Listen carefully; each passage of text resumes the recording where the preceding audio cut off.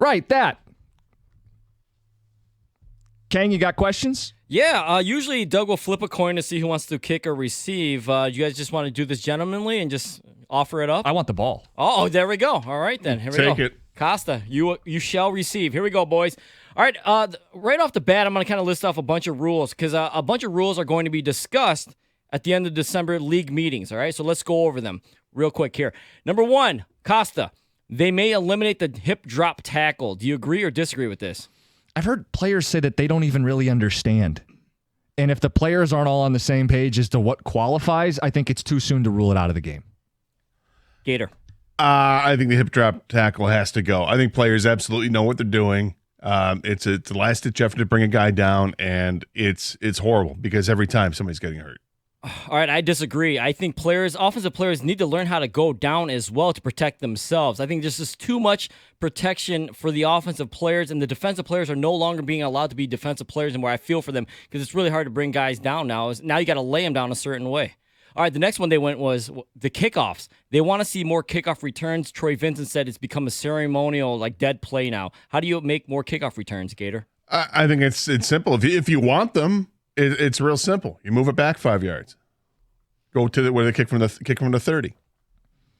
Costa. I mean, that's the easiest. They go back 5 or 10 yards if you want more kick returns. My question is, do they actually want more kick returns? Because it's been going the opposite way for years, and at that point, just give the teams the ball at the 30 or the 25. Well, they say they want more safe kickoff returns, and the numbers show that the people just aren't returning the ball. I agree with you guys. Push the kickoff 5 yards back, and on top of that, no more free fair catches. If it lands, before the end zone, you take it out, or if you fair catch it, you're going to get the ball wherever you fair caught the ball.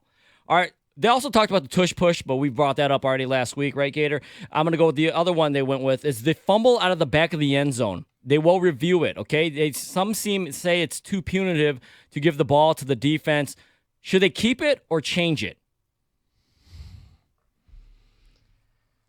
One more time. All right, when the offensive player fumbles the ball out of the back of the end zone, this is a dumb rule. Yeah. I mean, you should lose the ball. If you fumble the ball, the other team gets the ball. Gator?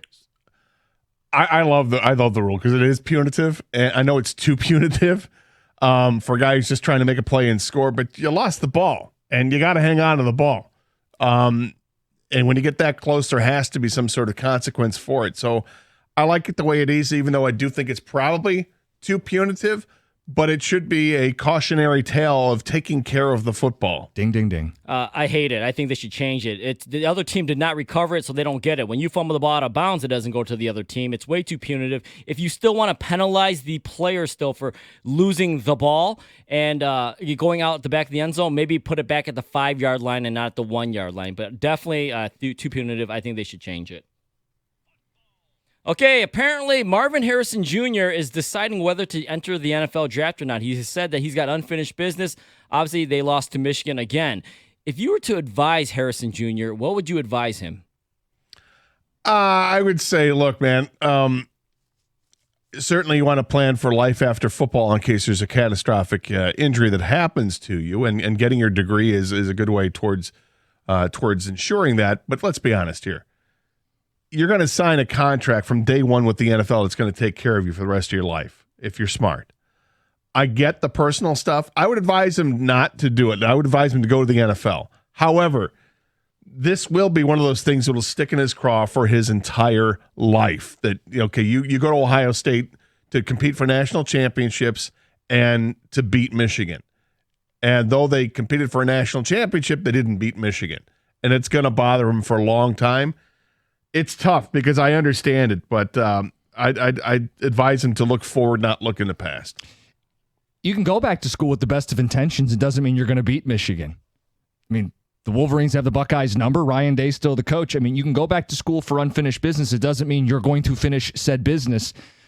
Speaking of business, go get paid in the NFL. The right decision, what I would advise him to do, is go be a top 5 pick, get your money, and get to your second contract sooner, too. Even if you can get a little bit on the NIL, get to your second contract sooner, get to the pros quicker. Yeah, so that probably does bother him a lot, obviously losing in Michigan. But a lot of Michigan players never beat Urban Meyer either, and they had to move on with their careers. It happens, man. I think you cannot, if I were to advise Marvin Harrison Jr., and of course he should do whatever he wants to do, but if my advice would be to go to the NFL, take care of yourself, take care of your family, he will probably be a top 5 pick. The 5th overall pick last year made a guaranteed $34.5 million because contracts are guaranteed for first-round picks now, the whole contract. Here's the other thing, and really easy. Go pro because just wait a few months and those wins that Michigan had over Ohio State are going to be vacated anyway. Well, so NIL is the reason people might stay too, but the NIL money is not as good as $35+ million that he's probably going to get in the NFL. Sorry, son, you'll get over the Michigan losses. Go to the NFL. All right, Tommy DeVito, is he the real deal? I wish he was the real deal because it is such a fun story, right? He's giving a little of this, a little of this, a paisan in the NFL. Hey! What did Melanie call him? Tommy Cutlets? I like that. That's funny.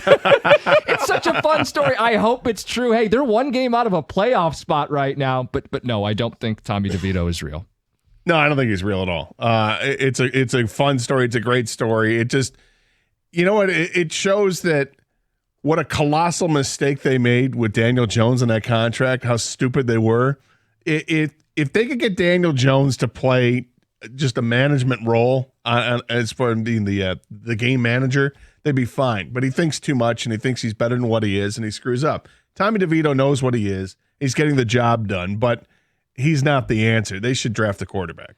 All right, so the law of averages says definitely no. I mean, this can't be true, right? But we're watching Brock Purdy right now might win an MVP in this league. That guy was Mr. Irrelevant. And, of course, the Tom Brady before him. But I think this is possibly more likely to happen as we move forward because you see how many backup and third-string quarterbacks are playing in this league, and they're going to get opportunities they never got before. So I'm with you guys. I don't think he's the real deal, but you can't completely shut that door. All right, what 6 and 7 NFC team are you sure is getting into the playoffs, and which one are you sure is not? And by the way, go ahead and throw in the 7 and 6 Vikings if you want. Is this me first? I think it's you. Okay. It's a tough question. The thought is... There's a lot of them in the NFC. There's Actually, so what? many. It is me, but you can go and take it if you want. Okay. I'm going to start with who I think is definitely going to be in, and it's the second best team in the NFC North. It's the Green Bay Packers. You think they're definitely in? Oh, yeah. I think they're going to beat the Minnesota Vikings in their head-to-head. They're favored this week against Tampa. I think they also play the Panthers, if I'm not mistaken. Softer schedule. I think the odds have them 50-50. Let's make it 100%. I think the Packers are in as a wild card. The team I would leave out, the team from the South who doesn't face Carolina the free square the rest of the way, and that is the Saints. Oh, I got to tell you. Both Tampa and Atlanta are going to face Carolina down the stretch, pick up an extra win, little wiggle room. Kang, when I saw this question, I just started to smile because it's such a great question. With all these teams, I mean, you've got 3 teams in the NFC South are all 6 and 7 with Tampa, Atlanta, and New Orleans. You've got the Packers are 6 and 7. Now you're including the Vikings at 7 and 6, and then I got the Rams and the Seabags. Yep. I like Seattle because of their schedule. They don't play much the rest of the way. They've got they're going to lose to the Eagles, but then they have the Titans, the Steelers, and the Cardinals. So I feel like they're going to go 3-1 during that stretch, and they can get in with that. So Seattle's definitely in. I think Seattle's definitely in. Who's out? Who's out? But it's such a great question because I don't definite. It's such a hard word to use. Yeah, I'm making you. Definitely out. I know you are. I'm going to go against Jim. I'm going to say the Packers are out. Oh, okay. They're out. They're 6 and 7. They got no shot. Right. They're out. Well, just like the 6 and 7. Yeah, I know. They got a losing record. They can't make the playoffs. All right, guys. So I'm with you, Jim, with the Saints. I got them in. No, I'm sorry. I got the opposite of you. I got Saints in because the thing is someone's got to win the NFC South, right? And they play defense. Yeah, so I think the easy pick is pick someone from the South because they have to, someone's got to get in from there. The out is going to surprise you. I got the one with the best record out, the 7 and 6 Vikings, and here's why. They're basically on their 4th string quarterback at this point. They just scratched out a win 3-0 somehow against the Raiders. They're desperate, making moves. They benched Dodge, which I said they should have done that before they played the Raiders. Jefferson back though.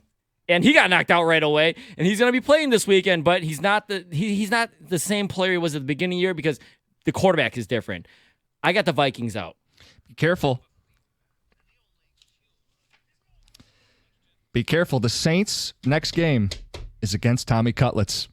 Tread very lightly, New Orleans. All right. The NFL confirmed yesterday they're going to have an international regular season game in Brazil next year. Of all the international cities that have been played by the NFL in regular season games, including Sao Paulo, Brazil, where would you want to go the most?